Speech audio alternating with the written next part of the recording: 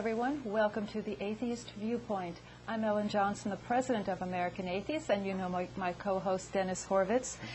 We're very happy to have as our guest today Dr. Massimo Pigliucci here to talk about evolution and creationism and his new wonderful book, Denying Evolution.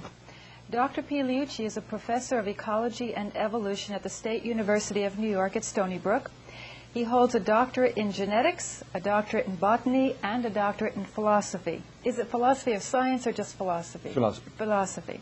He has been awarded the Dobzhansky Prize from the Society for the Study of Evolution, and he is a 3-time winner of the Oak Ridge National Laboratory Science Alliance Faculty Research Award.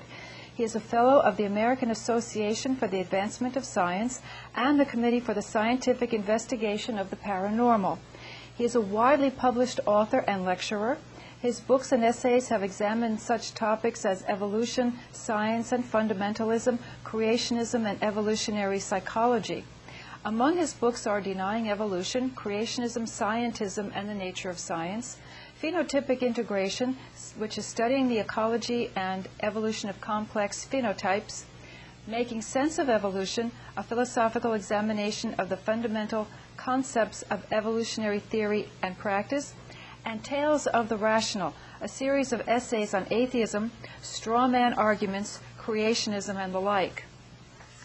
Dr. Pigliucci has also has research interests in the philosophy of science, in particular in the conceptual and critical analyses of fundamental ideas of evolutionary theory. He is interested in experimenting with new methods of teaching both graduate and undergraduate classes, and is involved in outreach activities that include public lectures and writing. He maintains a regular blog on issues ranging from science and philosophy to politics and critical thinking. And if you're interested in going to his blog, they would go to what? RationallySpeaking.org. RationallySpeaking.org. Tim, if you'll write that down, we'll put that up at the end of the program on the screen.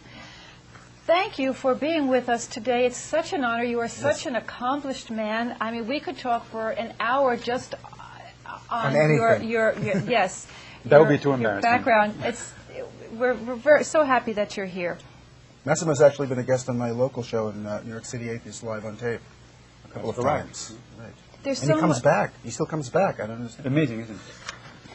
There's so much to talk about. We're going to try and stick to the book, Denying Evolution. Now, the cover says it's creationism, scientism, and the nature of science. And the first question is, we know what creationism is. We can talk about the difference between creationism and intelligent design, ID. But what is scientism? Scientism is, it's a bad thing. Nobody wants to be considered as engaging into scientism. In fact, there is no term for it if you do it. It's an insult, essentially. The basic idea is that if you are being scientistic, you are using science beyond what is a reasonable boundary for applications of science. In other words, you are the kind of person who says, give me enough money and time, and a scientific approach will solve whatever problem it is that you set out to solve. Now, of course, that is, in fact, what scientists say when we go out to federal organizations for funding, say the National Science Foundation. I do tell them, give me enough money and time, and I'll solve you whatever problem I set out to solve. But, of course, we know that that's not true. There are limits to science. There are limits to what science can do. And a scientific approach is one that exaggerates the possibility of science and that attempts to use science for things for which it is not well suited.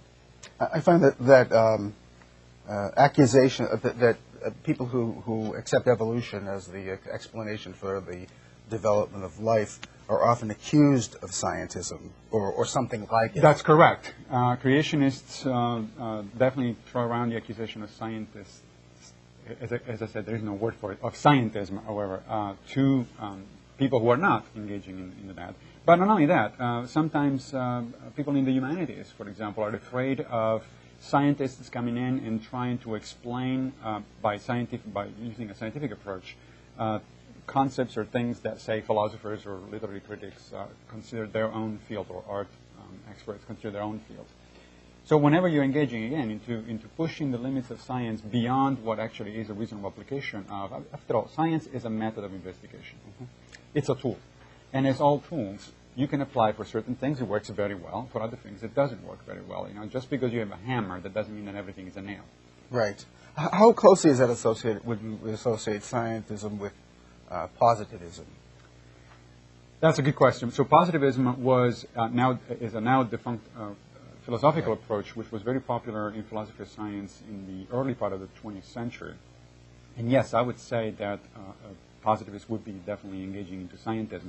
Positivists would exclude anything that was not treatable or by the scientific method as nonsense, literally nonsense. Right. As it does not make sense. So that didn't include only, say, metaphysics and concepts of God and so on and so forth, but anything that science could not actually get a hold on, it would be considered nonsensical by positivists as a sort of by definition. Wrong? Well, that is wrong because there are, in fact, things, again, as I said earlier, the science is a method, it's a tool. And so there are things for which science is perfectly appropriate. There are things for which it works, but only up to a certain point. And there clearly are things for which it doesn't work. So, for example, if I ask you to imagine what is it I'm thinking right now, you cannot use a scientific approach to it for the simple reason that there is no scientific approach that will tell you anything meaningful about what I'm thinking right now. You either trust me and believe what I tell you I'm thinking, or don't. But there is no scientific approach. You cannot do an experiment on it. You cannot open my head and look inside. You can, but you wouldn't find what I was thinking about. Yeah, you wouldn't find a thought. You would not find a thought. So now that doesn't preclude necessarily the possibility, of course, that in the future science might be able to get to even that kind of problem. But the problem with scientism is that is a position that essentially says that every worthwhile problem has to be a scientific problem. Anything that is completely outside of science is just not worth pursuing. So trying to figure out what you're thinking isn't a worthwhile problem. I think a lot of problems are worthwhile. I just don't think that science is necessarily appropriate for them. I had not heard that before. That's very interesting. Now let's get to creationism. What is the difference between creationism and intelligent design? Well, in my opinion, there's very little difference.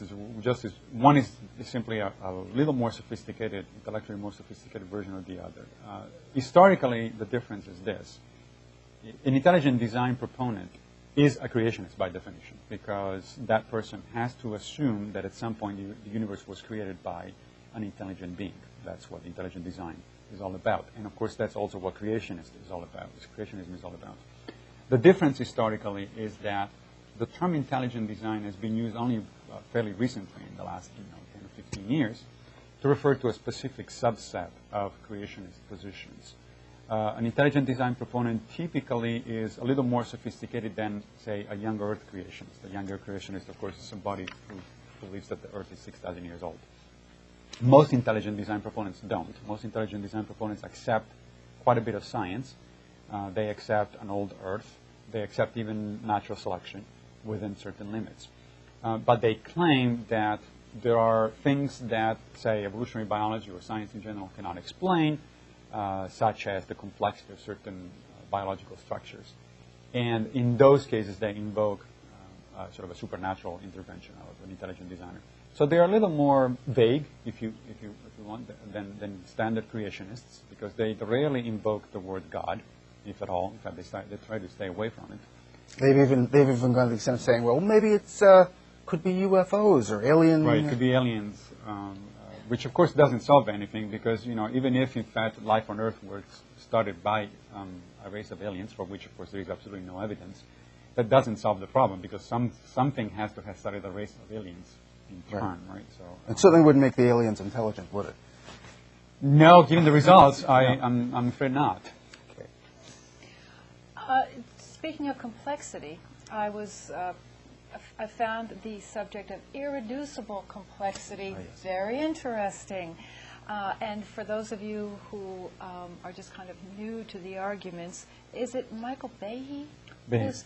Michael Behe came up with the idea of irreducible complexity. Could you explain to our listeners and viewers what irreducible complexity is and why it's being brought into the discussion? One way to think of irreducible complexity is whatever it is that Michael Behe cannot understand.